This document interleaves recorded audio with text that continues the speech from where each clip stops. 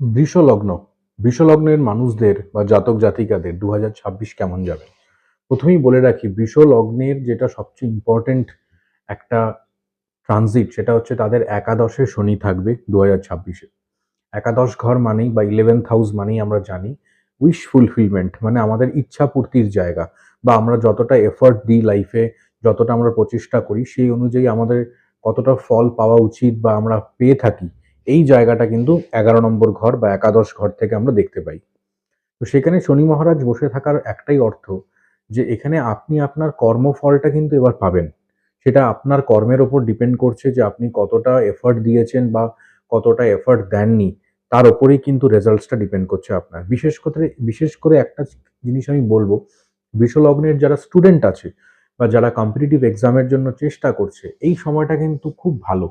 2026-এ যে কোনো রকম কম্পিটিটিভ এক্সাম বৃষ লগ্নের জাতক জাতিকাদের জন্য কিন্তু অত্যন্ত পজিটিভ, কারণ এরা একটু সিরিয়াস যদি কোনো স্টুডেন্ট থাকে, যারা অনেকটা সময় ধরে এফর্ট দেওয়ার চেষ্টা করছে বা কোচিং ক্লাসেস জয়েন করছে, ইউনো মক টেস্ট দিয়ে প্রিপারেশন নিচ্ছে, তারা তারা কিন্তু সাফল্য অর্জন করতে পারে এবছর 2026-এ।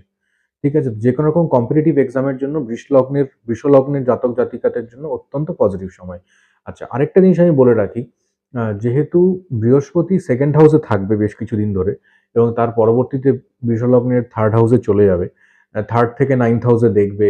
তো এখানে একটা জিনিসই আমি বলবো, যে যখনই বৃহস্পতির গোচর হয় এবং গোচরের দৃষ্টি নাইন্থ হাউসে পড়ে, মানে ভাগ্যের ঘরে পড়ে, এখানে একটাই ফর্মুলা কাজ করে, সেটা হচ্ছে ভাগ্যের উপর নির্ভর না হয়ে আপনি কর্মে নিজেকে মন দিন।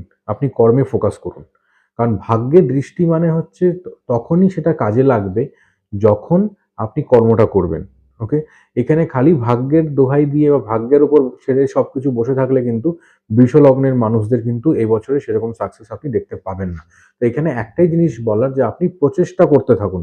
ভাগ্যের ঘরে বৃহস্পতির দৃষ্টি পড়বে মানে আপনি প্রচেষ্টাটা করলেই শনি মহারাজ আপনাকে ফল দিতে বাধ্য, কারণ বৃহস্পতিরও তার উপর দৃষ্টি পড়বে।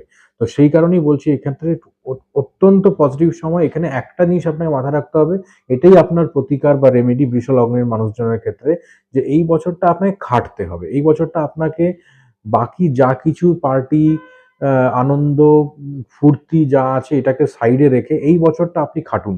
যার যেরকম, যে যে ফিল্ডে আছে, কেউ যদি নতুন প্রমোশনের চেষ্টা করছে বা নতুন কোনো কম্পিটিটিভ এক্সামের প্রিপারেশন নিচ্ছে, সেই অনুযায়ী আপনারা কিন্তু খাটতে হবে। বা কেউ কোনো সম্পর্ক বাঁচানোর চেষ্টা করছে, সেখানেও কিন্তু আপনাকে বৃহস্পতি সাপোর্ট করবে, যদি আপনি যথেষ্ট ভালো